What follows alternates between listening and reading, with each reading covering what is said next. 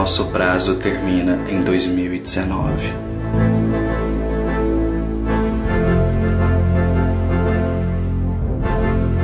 A pedido de Jesus, ministro da Terra na comunidade cósmica, diversos espíritos de elevada expressão espiritual estão vindo à Terra, alguns encarnando-se, para trazer o avanço que adquiriram e tecnologias que são utilizadas em outros mundos para desenvolver a humanidade. Um dos primeiros campos de atuação será a saúde. Eles desenvolverão órgãos sintéticos sem risco de rejeição, acabando, em definitivo, com o sofrimento daqueles que precisam recorrer a um transplante. A presença desses espíritos causará uma nova onda de progresso, um acelerado desenvolvimento de todos os setores humanos e em conformidade com a harmonia necessária para a elevação do planeta na escala dos mundos. O mesmo se dará no Brasil, especialmente no que se refere à política. Já estão encarnados espíritos que foram preparados na espiritualidade, entre eles Emmanuel, mentor espiritual de Chico Xavier, e que terão influência muito grande na transformação cultural e política do Brasil. Essa transformação será tão grande que soará inacreditável, e mesmo a comunidade internacional se impressionará de ver o quanto o Brasil progredirá socialmente. Esse processo deve se intensificar na década de 2040. Outros tantos espíritos de elevada hierarquia estão se movimentando em outros pontos do planeta, auxiliando os diversos países a lidarem com seus problemas internos e também com o conflito entre nações. Talvez nunca a espiritualidade como um todo tenha trabalhado tão intensamente para favorecer ao homem a mudança real e efetiva. Entretanto, da mesma forma que as forças do bem se organizam e operam, as forças das trevas também o fazem. Espíritos com grandes conhecimentos e inteligência, mas cujos corações ainda são frios pelo desinteresse no bem, se organizam em verdadeiros batalhões, exercendo grande pressão e domínio em certas regiões do planeta. O desenvolvimento dessas inteligências é tão grande que eles conseguiram dominar a técnica da reencarnação, e em determinadas partes do mundo, especialmente no Oriente Médio, a influência que exercem é grande a ponto de conseguirem reencarnar espíritos inferiores para atender os objetivos que possuem. Nesses locais, a presença das trevas é tão constante que promove uma espécie de elevação do umbral, onde os encarnados praticamente transitam entre os espíritos perturbados e perturbadores, que estão nas esferas espirituais mais baixas. As barreiras que separam a esfera da carne das dos espíritos inferiores ali é mais tênue que em qualquer outro lugar do mundo.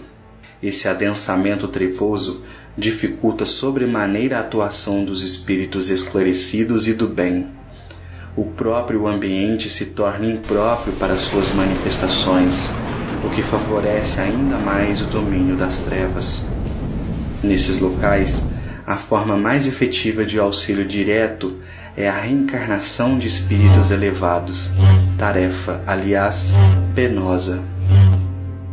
É isto que ocorreu com Eurípides Barçanufo, que recebeu da alta espiritualidade a tarefa de se encarnar em meio aos sofredores dessas regiões de conflito, a fim de levar um pouco de amor e, quem sabe, aquecer alguns corações.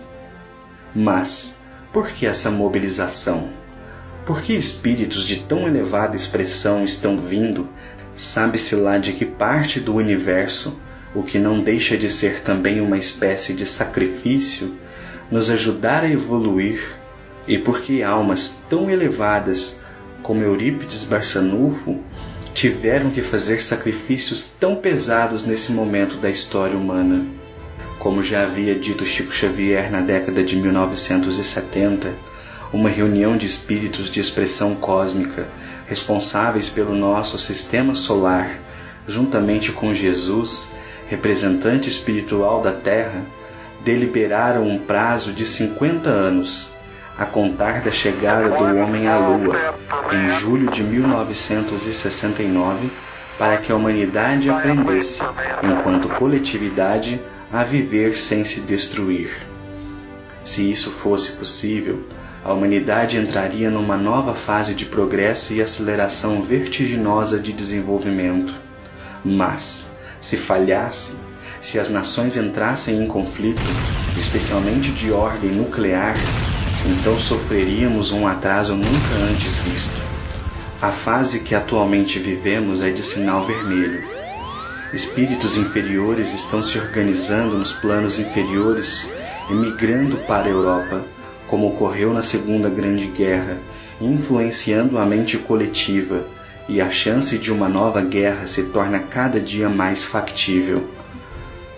A espiritualidade amiga procura cercar pessoas cujas influências possam ser positivas, como é o caso de Dalai Lama e do Papa Francisco, espíritos bons e com poder de influência a mudar o rumo e a cabeça de muita gente.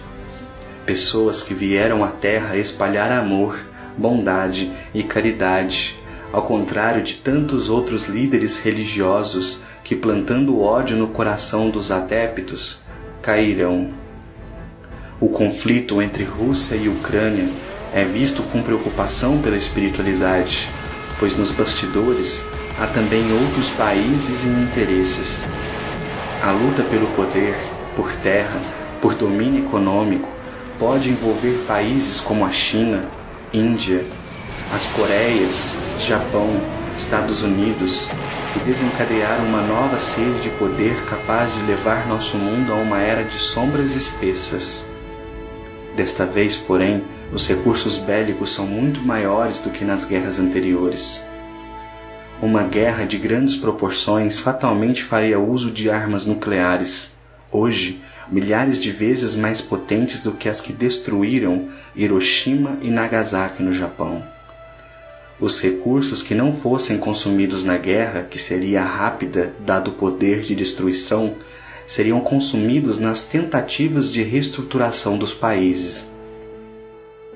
Mas o temor da espiritualidade é que o uso dessas armas desencadeie um inverno nuclear capaz de afetar todo o mundo, aniquilar a maior parte das espécies animais e vegetais e transformar o planeta num grande deserto gelado. Se tal ocorresse, a Terra não ascenderia na escala dos mundos, não se transformaria no mundo de regeneração, mas, ao contrário, voltaria ao status de mundo primitivo. O que restasse da humanidade encarnada provavelmente voltaria ao estágio das primeiras civilizações. Todas essas informações soam apocalípticas e ficcionais, mas asseguraram-nos os espíritos de que é um futuro plausível, cujo risco é iminente. É por essa razão que a espiritualidade tem mobilizado tantas almas para ajudar a aplacar o ódio, plantando o amor. Mas, o que podemos fazer?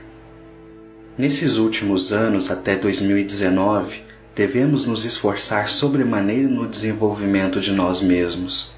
Os religiosos são chamados a desempenhar um papel ainda mais atuante, seja em que campo for, em qualquer religião, na transformação de si mesmo e do ser humano.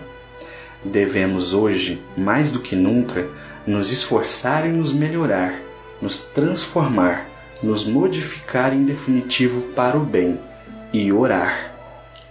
Os Espíritos nos pediram para que todos reservassem alguns minutos do seu dia, das suas orações habituais, dos cultos do Evangelho que fazem em casa, para pedir pela paz mundial, pedir que esses espíritos endurecidos possam ser auxiliados pela espiritualidade amiga, pois todo bom pensamento em favor da Terra contribui para que a atmosfera espiritual do planeta se torne melhor, mais propícia às boas influências espirituais. Não devemos subestimar a força do pensamento, e especialmente a força do pensamento positivo e no bem.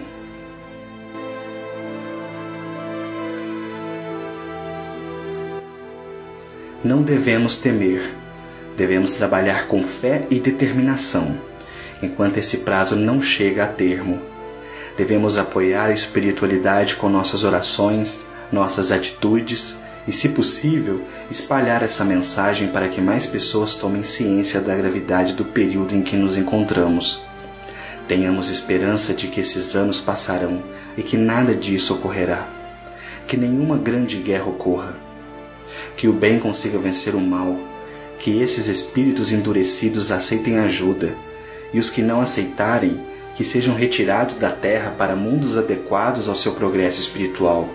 E que toda essa angústia se torne apenas uma lembrança na era de felicidade e paz que nos aguarda, se conseguirmos resistir. Esta mensagem nos foi passada pelo Pai Cipriano das Almas, através do médium Adão Neto. O texto é de Leonardo Montes, e todas essas informações foram obtidas na Casa de Caridade Irmãos de Luz, localizada em Uberaba, Minas Gerais. Se você quiser conhecer mais, acesse o nosso site www.estudoespiritualista.org. Que Deus nos abençoe.